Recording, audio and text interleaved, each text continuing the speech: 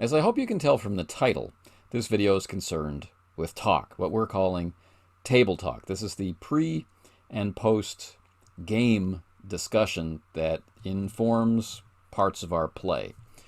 This is partly social, partly theoretical, partly focused on what makes the group and how the group can move toward being a better version of the group.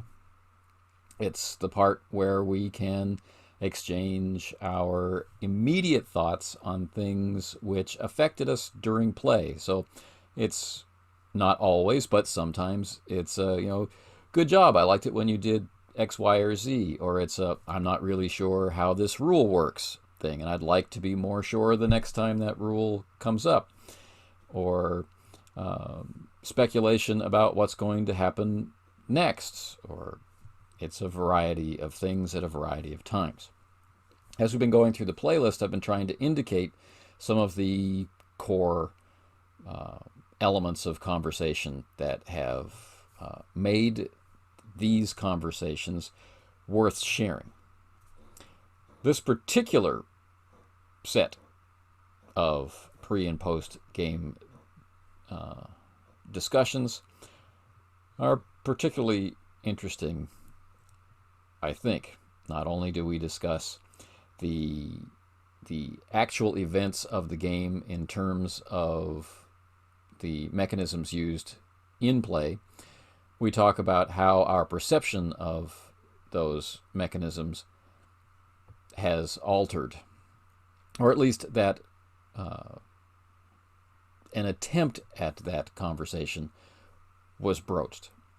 And we look at the language of play, how we speak to each other. And this is an area that is quite interesting in this particular group as one of the divides of culture of play, and one of the divides in approach to play that divide us as a group that we're attempting to share with each other lies along these lines. How we speak to each other is of importance. And I think if you examine your own play, you will begin to recognize that there are ways that you speak to each other in play, if you haven't already done so. And it's an interesting exercise, I think, to be able to examine the actual effect of what we say one to the other. How do we actually signal? Because we do seem to be able to know, don't we? We do seem to know when someone is talking to us, the person, and when someone is talking to us, the player. And there are ways that we respond to common gaming situations, such as description, such as resolving numbers from randomizers such as dice or cards, such as being told to do a particular type of roll or employ a certain mechanism, or when the need for that sort of thing is waived. No, you can just do that, it's fine. All of these things, all these ways we have of interacting either between players on a character level or between players on a personal level pursuant only to the game, or between players on a personal level irrespective of the game, and shades in between. All of these types of communication are things which we consciously and unconsciously hone, or at least refine, over time and in use. And for some of us, that is an interesting area to think about, to examine. And for others, it's something to be dismissed out of hand. It doesn't matter. We can just play. That kind of thing. So, in this particular table talk, you hear some actual discussion and interaction on the topic from different points of view but not dismissively. So, if for nothing else, I would share it, but for that. But I do think there's an awful lot of stuff to get into. For just Star Trek Adventures players, there's a lot of meaty discussion about determination, and there is the foundation of discussion of secondary characters, supporting cast. All right, this particular installment of play, part B of episode 3, the sequel to Court of Opinion, focused almost exclusively on the supporting cast. This is something that we'll really need to get into and talk about more. Anyway, without further ado, these are the discussions we had pre and post play before the Avicenna got in such dire straits. One thing I should warn people of is that we had an unfortunate event over the weekend, and that's our dog Ariel suffered a stroke.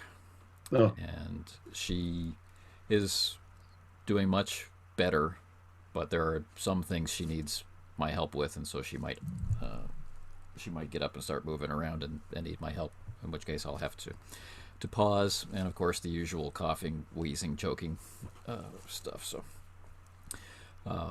there may be interruptions, or I may get distracted from time to time. So just fair warning.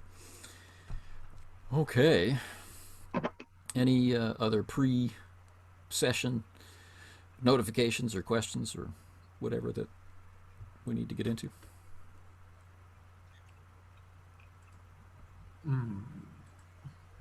Not as of yet, I think. Maybe you can save them for table talk, whole session. Okay. If there's nothing getting in your way pre-session, then... Okay, then. So...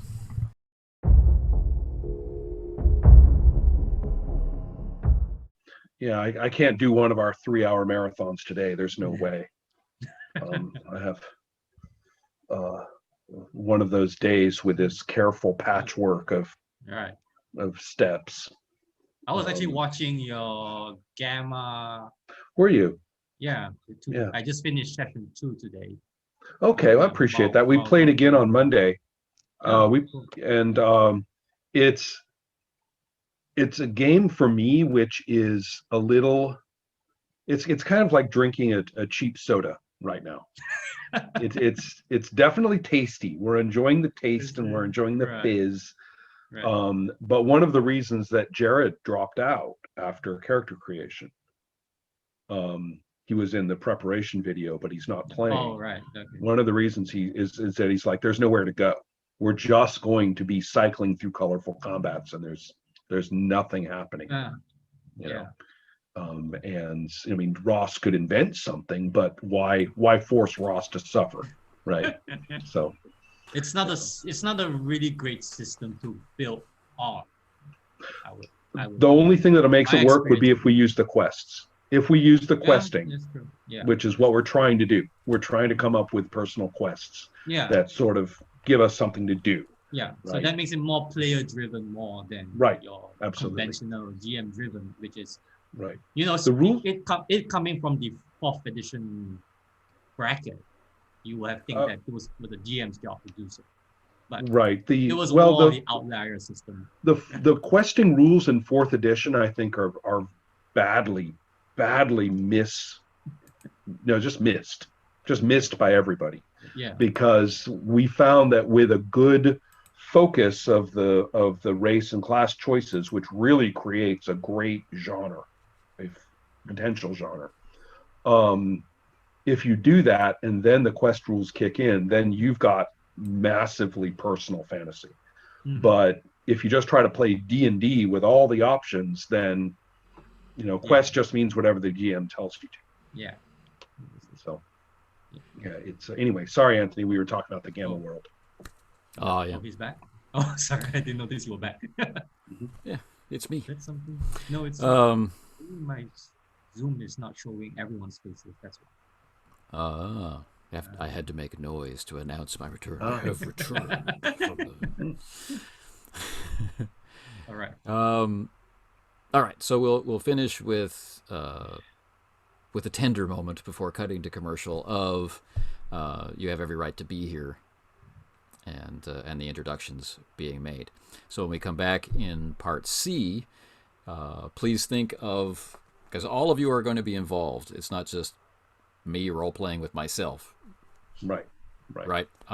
Wilkinson will definitely contribute as an NPC as I picture it may him, well be that the conflicts are more about what we're dealing with or concluding or coping with than it is about them. Yeah. Right. Exactly. Right. So we got a week to think about the weirdness of that particular situation. Yeah. And not so bad. So I don't know how much time you have, Ron. I was hearing as I walked out of Bluetooth range that you didn't have a lot of time. Not a lot, but enough for finding out what's on Casey's mind, which always worth the effort. So. Well, I really have nothing to be this, which is why I've been saying all this while. Oh, okay. But if there's anything we could try to squeeze out of this session in particular, no, I'm really no. Everything seems to be working according to what I've been thinking about so far. So unless there's some new insights that we're trying to pry into, then yeah, really nothing.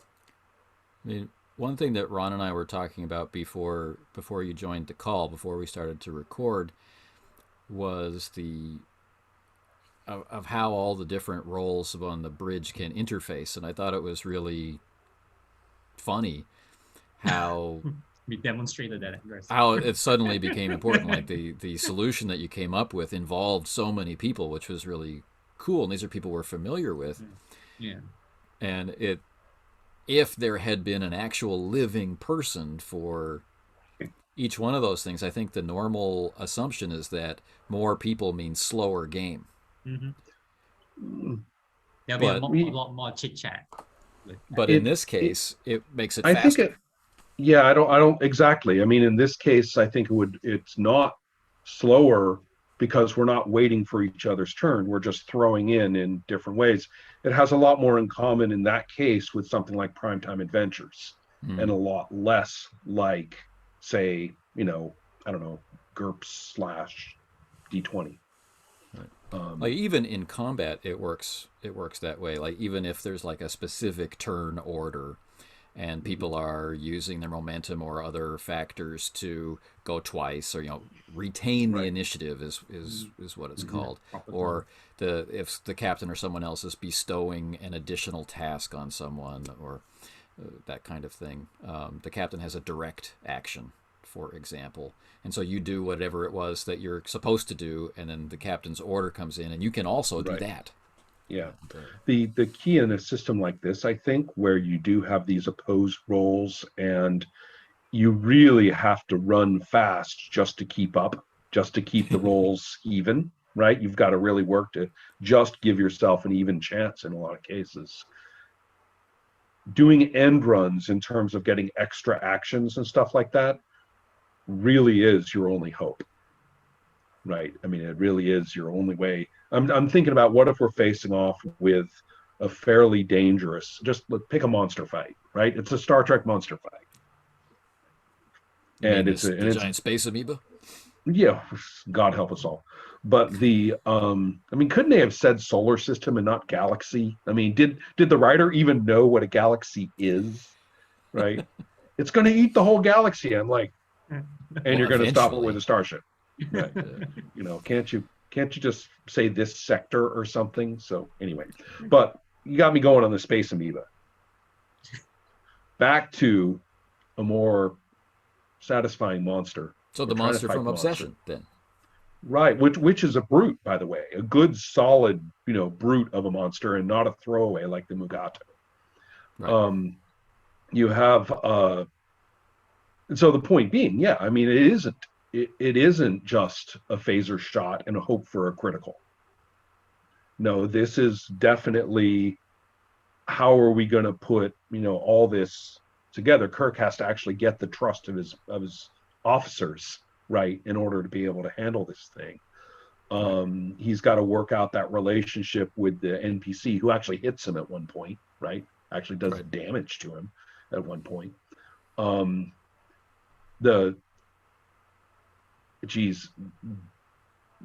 Backtracking an episode through system is always dodgy, but in this case, I mean, the guy actually ambushes Kirk with a karate chop, arguably gets enough damage to actually put him down.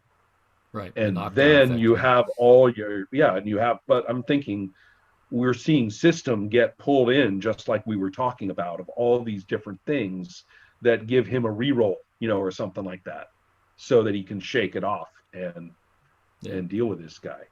But the thing I'm driving at is that this isn't just a sequence of, okay, actions through phases. My dexterity is this high and this is my turn, right? And so then how does that go? Okay, next person. No, it's a web work, right? It's always going to be this web work of different roles kicking in and advantages cropping up and stuff like that. And the way, I mean, just to get down on that system level, it's a brawl attack, which means both players are rolling dice. So if Ensign Garavik is or Lieutenant Garavik, I can't remember his rank, but anyway, Garavik is an NPC, then the Game Master is rolling dice, and the PC playing Kirk are rolling dice. They're rolling them at the same time, Right. So this is an analog for the actual fight. I got my dice, and I'm looking you in the eye, and I roll them, and you roll them at exactly the same time. We focus on the results, and it's like boom, I'm like, oh, you just knocked Kirk down, moment. And getting the challenge dice out and doing damage. I mean, this is all pretty interesting stuff. And what does Kirk do? What does the PC do in that moment? And even getting to that situation is Kirk in a gated challenge. Absolutely. Yeah. He's got to work his way through a bunch of different stuff. So it's all very contextual. And that's for my thinking, the value system of the game is the only way that keeps that from being just a basic big statistical chess match, right? I mean, and it's fun to we've been calculating some odds. How does that look? Okay, with that difficulty number, it's always a good idea. There's nothing wrong with that. I'm totally pro math, right, when it comes to role-playing games. But the notion that we would not subvert the math. I'm not saying better role-playing is doing bad math. That's garbage. I'm saying that the better role-playing is when you feel that using the numbers right now is great, right? It feels good. It's like, okay, and I do this, which means these numbers, and it's not, it's syncretic, right? You're glad that you're playing this game. One of the things that we suffered from in RuneQuest, the older RuneQuest, when you really wanted that to drive into the action, and you just kind of had to pretend. You had to pretend. I really mean it. It's like I'm rolling to hit. You're like, I really mean it this time. And it would be nice to be able to mean it this time, right? It would be nice to be able to mean it this time. I'm talking to people who are playing RuneQuest now, the new one, which has the passions rules from Pendragon. Right. And he's never played a RuneQuest game before. And I was saying, well, what's it like with the passions? And he's going, how do you play it without? what that's impossible. You wouldn't be, I can't imagine it. Right. Yeah. So if we were playing characters with boring values, though, we just do the right thing. I know. The system is. Yeah, I mean, what a pain! What a bunch of little scout troops. I mean, how I wouldn't be into it. I wouldn't be into it. You got to have some. I mean, characters with an edge, I think, are the only way that I could be happy. C. Yeah. I'm curious, like if you guys went on in the future sometime to play Star Trek Adventures again after some time to reflect on whatever this campaign turns out to be. But, you sit down to play it again. I'm curious what your values would be like. Not being newcomers to everything, but, going into it now saying, what really made my character interesting was its values, and forgetting about how they interact with system, but just how they shape no, the just experience. to play. Yeah. Or maybe with some knowledge of how they can interact with systems. Knowing that they will. I can build better values out of it. Right. Well, I think the idea is that we know that they will interact with the system. So when we make them up, let's make up something we want to play. For better or for worse. Play it, or challenge it, whatever. You're like, I want to do it. So, and since you make them up kind of de novo, right? I mean, it's not like rolling for your background or anything like that. You actually just make them up. The only thing I can think of, first of all, is to do what I felt we did, both of us, which was to look at the backgrounds of the character being built. Already chosen a thing and say, we have to be working off something. You have to be dealing with some constraint or inspiration. Which each stage of the character's life. Yeah. Right. Yeah. And then because you are making them up as you go. And the risk, the only risk that I see is not to get too festive. I mean, once you accept that you're going to be inspired, right? Once you accept you're going to be inspired. So you say, oh, this, well, his value's this, that, his value's that. By the time, you got 4. By the time you get past a couple, you might want to settle down a little, right? Otherwise, you're going to end up with, a Janeway who's, through the vagaries of crazy writers and stuff like that, ended up being this completely bonkers character. Right. And I mean, when did Janeway challenge value? I don't know. What were they? I mean, I can't tell the difference between a complication and whatever. I mean, it's just all over. So, so I think that's part of it, is that I would think in terms, I mean, the character's got to feel grounded. I mean, Korsakoff almost got away from me. Does that make any sense? From the initial impressions of him. Yeah, and well, there's so many things. I mean, so many different opinions, right? It's like, it's kind of like he's in a midlife crisis, is how he's been striking me. Like he's got, the first thing we hear him say is toughen up. He wants to impress the young crewmen, and they're on the Avicenna now, kind of thing. I love that moment.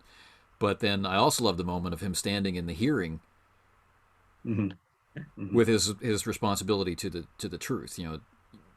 No excuses. Do the right thing. It's like, whoa, this is an interesting guy. He doesn't get there without toughen up. But right. I get that. But when I say almost got away from me, it was a good thing I was able to make a couple of the values in action not be problematic. See what I mean? I mean, if every single one of his values is this problematic, thing full of drama, then you end up with basically an overwritten character, right? Or the actor or the writers or the director or who's ever creatively engaged here has gone overboard and just can't stand not piling it in. It's a good example from Babylon 5, Ivanova, right? She's got her, she's struggling with her Jewish faith. She's got her dying Russian father, who I'm pretty sure is Fyodor Dostoevsky. And, I mean, she's got, and then all these other weird things that are going on. I mean, the character is just like got connected 6 values and they're all fucked up. Right. and it's kind of unplayable. I mean, she just ends up being snarky in the later seasons because there's nothing to do with her. There's nothing to do with her. She's just all complicated. A value that really speaks to me, like that I would point out as an example to others, is the one you came up with for Anya. Like I've already done that. I find this really interesting as a value to be prepared or along those lines. Especially when she's thrown a surprise. Yeah, is this too much? Because it's the nice thing about a value is that it can be limited, right? It hits its limits. Yeah. And you can look at it and say, that is my value, but this is terrible. I mean, I can't see my value being able to get this far. I mean, that's superhuman. I'm not, forget it. This is complicated now, right? And so it's kind of, I mean, that's the thing. Going for exotic in values, don't you think? What do you think, Casey? I mean, I think like basic, right? Don't go exotic with your values, right? Well, unless the life path doesn't inform you to go exotic. Like I'm not sure if would you have gone with the values that you have if it wasn't for the alien artifact that you rolled. Yeah.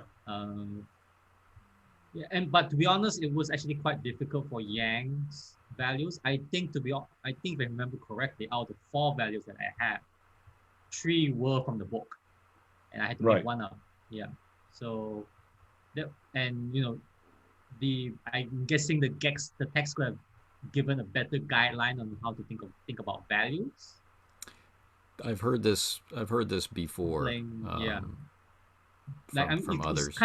It's kind of similar with focuses. Like saying something like it can be anything is just as bad as saying it has to be something. I mean, that's why working off of the constraints you've been handed already creatively is the only thing I can imagine doing. I mean, to pick off a list just blindly because it sounds cool or whatever is not good enough. You have to look at the life path moment and stuff like that. And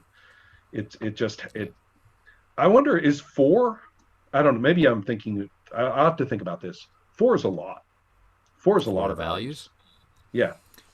I've been thinking about the number of values. I mean, I understand the number of focuses and they all match, right? In the time that I've been thinking about the game, I started out exactly what KC just said. I felt that nobody in the campaign that I was playing at the time, when the game was new, had confidence that their value was right. They all came to me to ask, are these right? And all I have is the text, and I read the same text that they did. So, it's not like I'm playing with dumb people. It's like, you don't feel confident. Well, imagine how I feel. I also don't feel confident. I'm one step removed from you. How am I more solid? No, I'm worrying values less solid. People. You're worrying about one. Right. So then I was thinking about that later when I wasn't under pressure to answer the question. And it struck me that if it was specific, then we'd be arguing about the specifics. And if there was a procedure, so maybe it's open-ended, better. Like it is, so that you can take your knowledge of Star Trek and your technobabble that you're comfortable with and your era, and you can say, warp field dynamics. That's my focus. And everyone goes, yeah, cool. And you don't have to worry about it. And the same with the values. They take the example that they say that Kirk's value is there is no mystery. There's just knowledge we haven't discovered yet. Or so I can't remember the quote, but and people go, okay, that's the kind of structure we're going for. So I can do that. A ship is a home and a crew is a family. Yeah, I don't know. That has that sort of non-edgy feel. What's the word I want? That has the sort of maybe this is just a matter of personal values regarding Star Trek. That I've been through that. We've been through that conversation already. But to answer your question, Nurse Chapel might feel that way, and if someone were trying to leave the Enterprise, we'd have some crisis. Or Jane Finch in our example, if Anya had the ship as a home thing, and Jane Finch turns out to be agent provocateur of Captain Anders, I don't know, it might have been cool. But anyway, I have to say like the way that values are mechanized in the system, I feel makes values more usable in a way, because first of all, they are the lock behind a very important resource or a very useful resource in terms of determination. Like the power of a determination is very powerful, and it's not just like a lock. Like you can change the lock, which is I think one of the better things I like about the values is that I agree too. The development of them. A lesser system will have to say these are your values. You're supposed to play by them, and That's it. Full stop. Yeah, forever. I mean, that's kind of what D&D does. Like D&D has a value system, but its failure in comparison with Star Trek Adventures is that it's not tied to a very useful resource. Inspiration doesn't really do anything. Right. And the fact that you can't change them or that it's not tied to anything else just makes them, superfluous. And that's why not a lot of people use it. Right. The alignment, of course, is this horrible fractal of discussion, as we suddenly talk about different versions from the different periods of D&D. But the issue here is whether the system is over mechanized, and I have no answer for that at this time. And I'm talking about this game. It, like a lot of the games of this particular family, it is extremely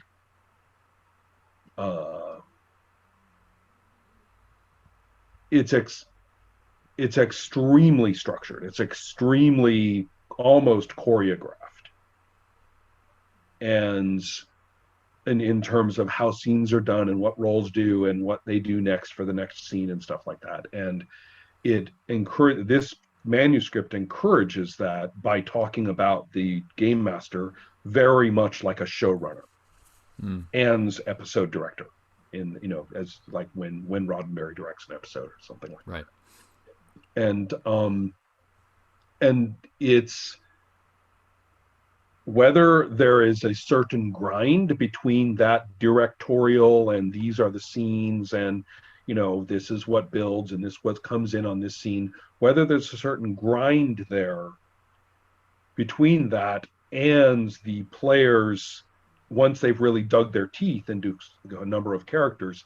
I mean, we have lots of characters to play. We can play plenty of scenes with all kinds of characters.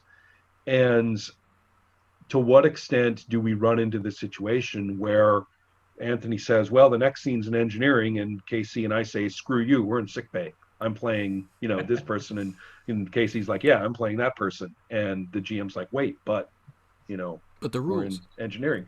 And then we're like, no, we're not. And so I'm not saying that the game couldn't handle it. Obviously, at the table, the three of us, I would find this non-problematic.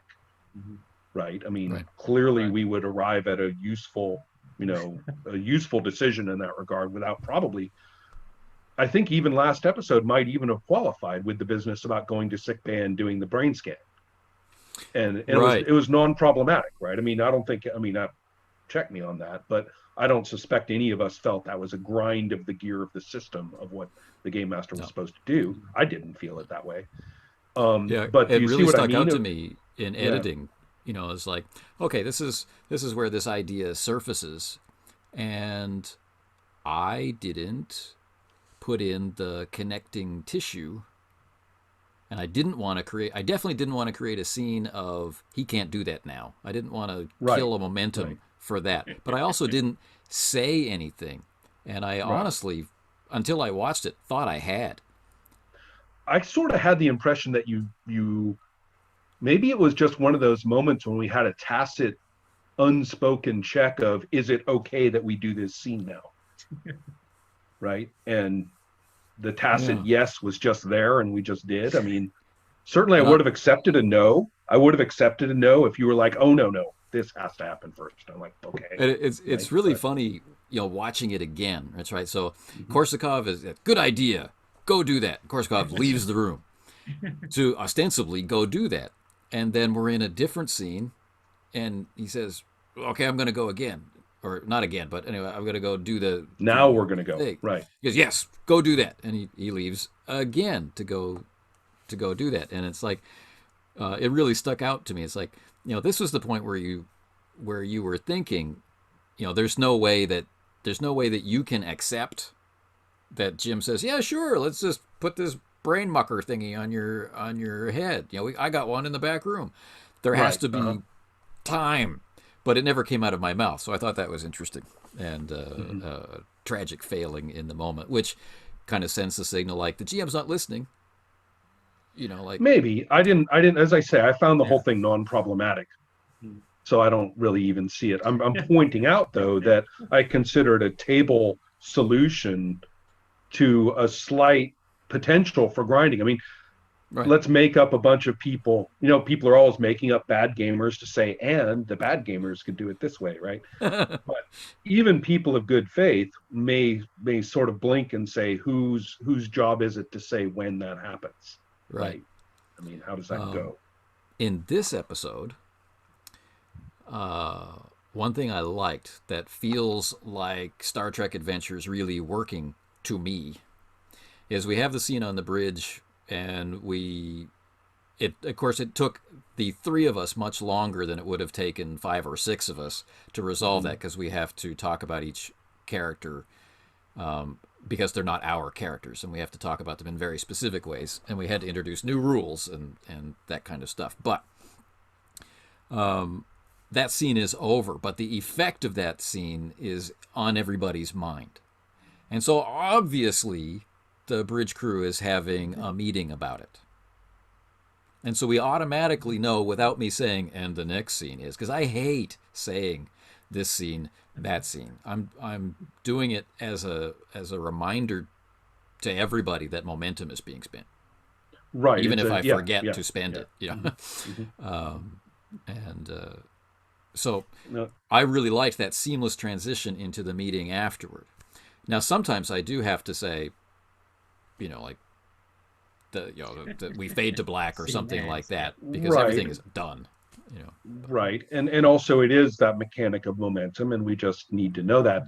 I have found that since the word scene crept into the vocabulary of role-playing sometime around 2003, and one of it may well have been 92, maybe. yeah. Well, in terms of which games are you thinking of? It was a essential part of the World of Darkness games. Oh, okay. Right. Yeah. Right. Oh, okay. Like overtly. Right. But the thing I've always argued is that it's all fiction requires scenes. We've always played scenes. So it's really, if you want to add the vocabulary to it, you're not playing any differently. Right. Unless you say it. Yeah, well, I mean, if you say it, and if there's some mechanical feature of saying it, that's fine. But I don't really find that very difficult to say. I mean, it's not. It doesn't really make any difference to the nature of the fiction we're doing. People have always done hard cuts in role playing.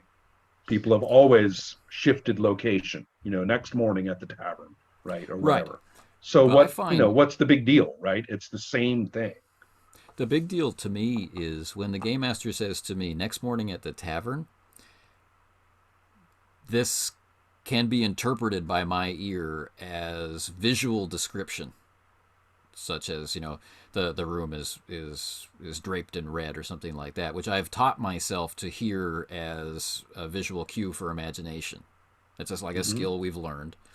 But when it's cutting to the next morning, then the game master, the person, is talking to Anthony, the person. It's not a direct route into my imagination of my character's perspective. And I know that sounds a little out there or theoretical, but that's my experience of it. Like when the game master says it is raining, I'm just automatically imagining the rain. I'm imagining my character and the setting as I know it, and I'm adding in the detail of rain. When the game master says 5 minutes into the scene, and oh, by the way, it's raining, this is a problem because it hasn't been raining in my imagination for 5 minutes. And now I have to go back and edit, which is another skill that I've learned. But it's not sure that is. I mean, but that would happen whether the game master said scene or not. I mean, right. But what you're in the room. What I'm talking about is who does my mind think the words are meant for? Like, are the words just reality as my character experiences? Or is the game master telling me this dagger that you've picked up does 1d4 damage?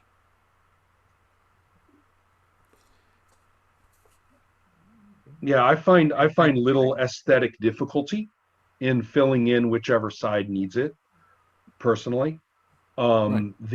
Especially because I think there is also a matter of familiarity, that game mechanic language, which is normalized to the player, they perceive, even if it's said in mechanical terms or terms like fade to black or whatever, even if the player considers that fiction talk. So to many players, this thing is a plus D4 or whatever, or +1 dagger or something, is good enough for fiction talk, and doesn't mean that they are role-playing less or less fictional than the other person. It's a matter of what you've internalized early as being appropriate for fiction talk. Right, exactly. So when stuff like the cinematic role-playing games, like all building off of D6 Star Wars, that was actually trying to teach you to talk differently. Right. When that spread through, when it spread across tables, our language actually changed, which affected the experience of play. Because when I played with guys who said, and star wipe. Like, right. What? And then we also laughed because there are star wipes in the Star Wars movies. Star Wars, you know. And I played with one guy who said, and this fuzzy blue line goes across the screen, because he didn't know what to call it, And it's right. Like, hey, fuzzy blue line time. But it's very interesting. But it wasn't what had been internalized. It hadn't. Right. It wasn't the way we had learned to play. It was a new to us way to play, and so it affected our experience of play. In the moment, the language mattered. So it's interesting. So I hear myself say "scene," and in my ear, I'm talking to Ron and KC, and my taste, my bias, gets involved there and says, "Isn't there another way you could have said that, like an hour later, or 10 minutes later, or in the boardroom, or some other thing that lets people know we're no longer in that scene?" So. Whew. What a rant. No, I'm happy with the. Well, really. No, go on. You're happy with? No, I'm just happy with the acknowledgement that it is a personal history that's involved with these observations, and there's no objective across role-playing designation of the in fiction versus out of fiction language that we can, categorize as an ongoing thing. Well, I imagine we could. Like if I said, Ron, could you pass me the pizza? But the conversation is concerning the fictional material. I mean, that's what we have to accept for our conversation. But anyway, but I'm with you. KC, say something. Well, I was on your point about internalizing mechanical talk with storytelling. That was actually something I struggled a lot with playing D&D, as the language of D&D gradually evolves towards a more mechanized talk. Like certain words has mechanical meanings that if you didn't read the rules right, you probably didn't know about. So that was grinding up against my gears playing D&D, the longer I played D&D, that it was really difficult to describe something or even set a scene without thinking like, if I say this, do I mean that mechanically? Which is what the players are going to latch on to. Like, you said this was there, I'm going to assume I can do this with it, and therefore this sort of mechanical applications I can use it on. And they'll be like, you just broke the scene, you just broke the whole story, and now all my plans are ruined. And that sort of thing, which is the very. I do actually. This goes way back to the beginning with those elaborate descriptions that you were supposed to read at the tournament, so that every referee at every table would read the same paragraph to every table, so that they would all have, they would be judged on their ability to capitalize on the details of that room. We looked under the cushion and we got the 10 silver pieces. That table over there didn't. Right. And that shows up in your score, because that's what experience points were, was the scoring system. Right. So anyway, it's interesting to think about this for me in terms of Champions Now, because what I talk about in there, the champion system historically has a notoriously rigid turn and action order. And you can't, for example, there's very limited capacity to shift where you are in the order of action. And I maintained that because I was originally saying I'm going to just play it a ton of times over with my current perspective, and I'll tweak it as needed, to keep it from being so damn robotic as we all experience it. And what I found was that I ended up shrinking it, but I actually didn't change the rules because the way we were playing it turned it into fun, because I said instead of the phases being ticks of a metronome in fictional time, they were panels. Right. So if nobody went on that particular phase, it didn't exist. A second didn't pass with nothing happening. That, we end up with as many panels. I didn't overwrite. I didn't say, okay, and then that's your page. Then we turn the page and run it. I don't say that. I don't go that far. It's more in terms of just how to think of what the system is ordering. What is the system ordering? And, and just like real comics, you can say, well, what's worth a panel? I'm going to artistically, if everybody goes on this particular phase, then that means we basically have a big fractal of all these panels, and that's cool. Nothing's wrong with that, right? Yeah, that's nothing's wrong with that.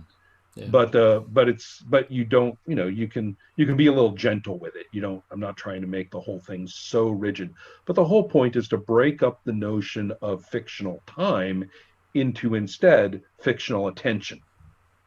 Does that make any sense? Right? Sure. And so and I suddenly discovered that the speed chart was way more fun that way. So I kept it. And so it's a tricky thing though. I'm trying to invoke comics as a medium without slavishly saying, oh, this is a wind-up toy so that you now have something you can properly present in a comic. Right? That's not what I want this to be either. I want the role-playing to be fun for itself. Right. And so it's one of the reasons why I get kind of pissed when we play a really good session and somebody pipes in, this would be a great movie. And I'm kind of like, why would it have to be a great movie? It was great role-playing, right? All by itself, yeah. Come on. I mean, I get it. I get the positive side of that observation, which is that this is good. I get that. But there's also this kind of subordinating our medium to another where you could do it right, where now it's, this was story conference, and so we can do that other thing. And so that's on my mind for this game. That I like invoking the medium a lot. I think it's important. I do it all the time. But on the other hand, I mean the medium, the inspiring medium, the TV shows, right? Yeah. I like invoking it, but I'm only invoking it. I'm not turning it around and saying, okay, and then we made one. Right? It's going into what we're doing, and what we're doing is we're bankrolling it as we speak. Yeah. Yeah, but do you see what I mean though? I mean, I think it's an interesting point. Yeah. Right. Anthony, I would actually I have a question on that, on that field. Is actually I've been searching on the text itself to find the reference of running Star Trek Adventures as an episodic TV show. Right. But I don't seem to be able to find an explicit text on this.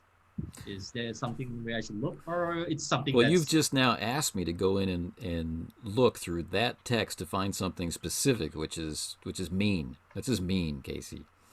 It's in there, which is where the idea comes from. No, that's what I'm saying. Is it like I couldn't find it, so I'm just saying. That's because it's not a section.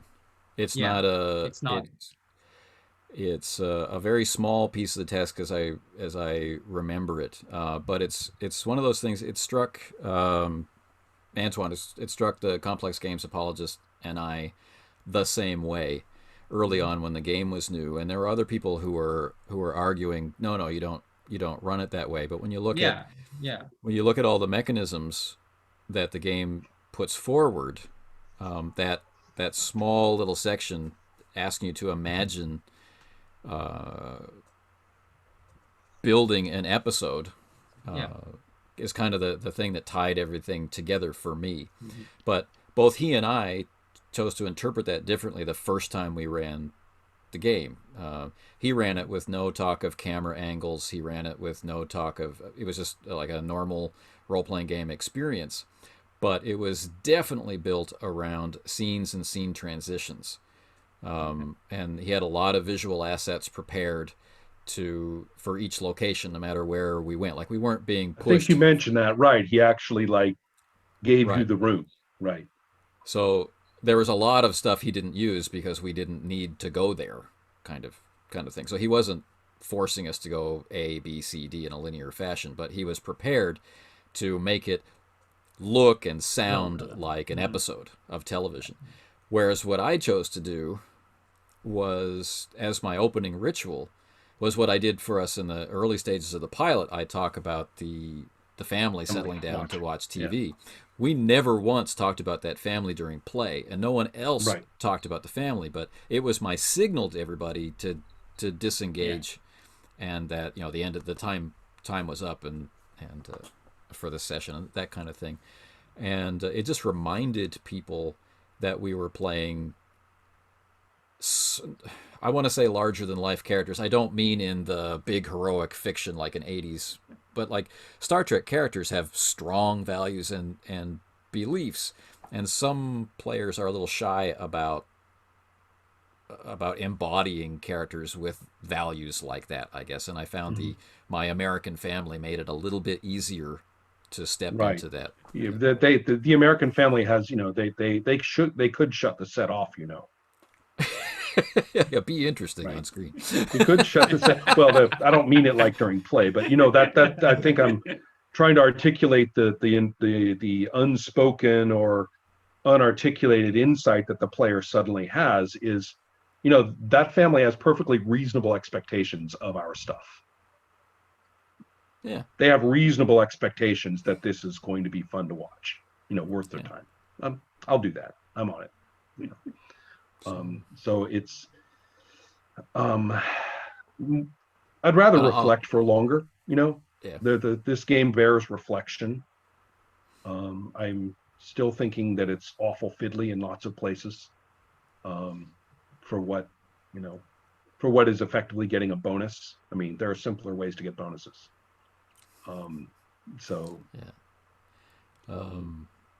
There are, sure. And I'm imagining that fiddle gives us the opportunity to connect it to the scene, to the character. And, you know, when we reach the point where we don't talk about it, you know, we're gathering this, or we're moving a momentum from this pile to that pile. This is a big deal to you, yeah, that particular moment when you're not talking it over. But I'm not an advocate of simpler is always better. That's not what I'm driving at. No. But when I'm talking about fiddly is actually going to the math and the effort and saying what. There's a lot of different dials and toggles for getting different things into the system. This kind of bonus, that kind of modifier. Arguably, there's such a thing as stupid dice tricks, where it's like one of those systems where you roll and then you get to allocate this to that and the other thing to this, and then you can move that over there. But wait. If we did it all differently, then this could go over here instead. And sometimes I want to just roll the dice and say, and this is where you eat the result. Okay. Right. There comes a point when, you know, we could fiddle all this stuff before the roll, and then we could fiddle all this stuff after the roll. And sometimes I'd like to say instead, can it be one or the other? We can mess with it after we roll, or we can mess with it before we roll. But doing both, you know, after a while, you're kind of like, you know, why do we bother rolling the dice? Why didn't we just fiddle a bunch of resources back and forth to get what we want? Does that make sense? So that's a question I have about tonight. It's a question for sure. Mm-hmm.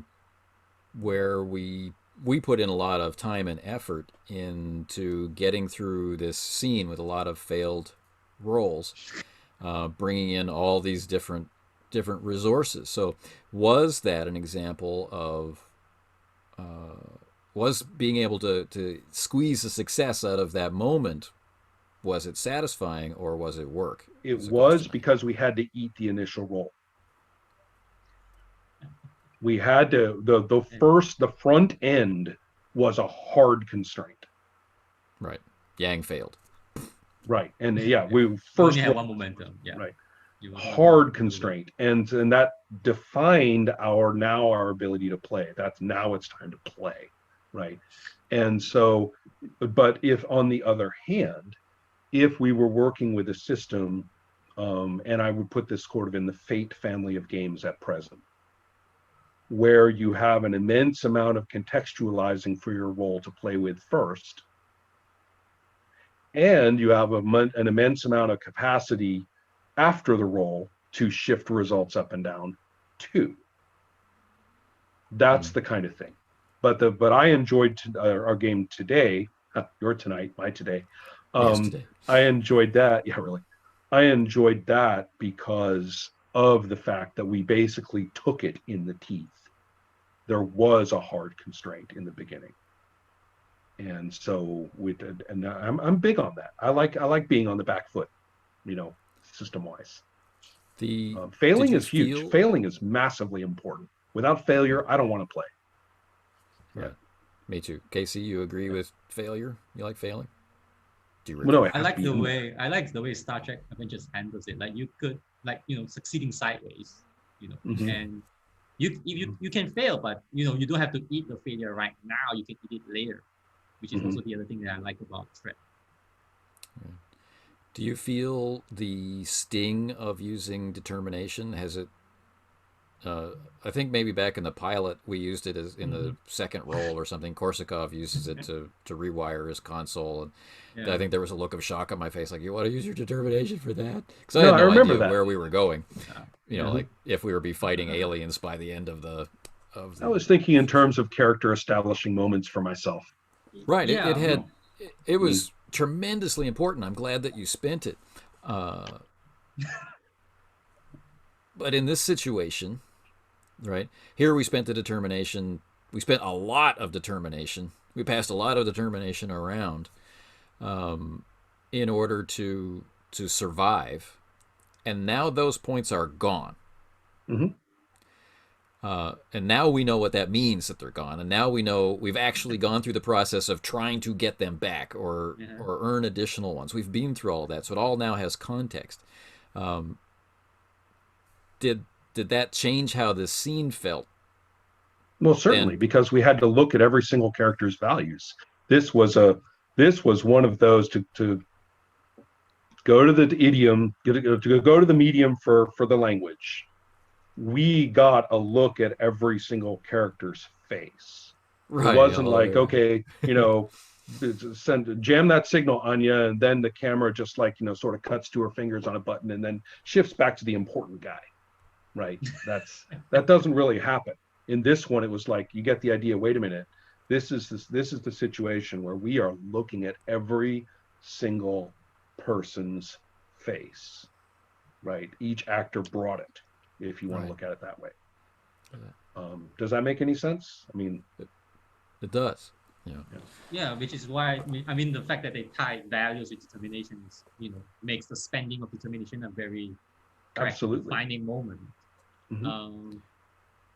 I believe there was a couple of times where Yang spent determination in places where I wouldn't have liked to spend them, but because there's a very strong narrative reason for him to spend it at that time, I didn't feel like I was wasting determination. Right. No, I think it's actually a big deal that I my jargon, I call it bounce.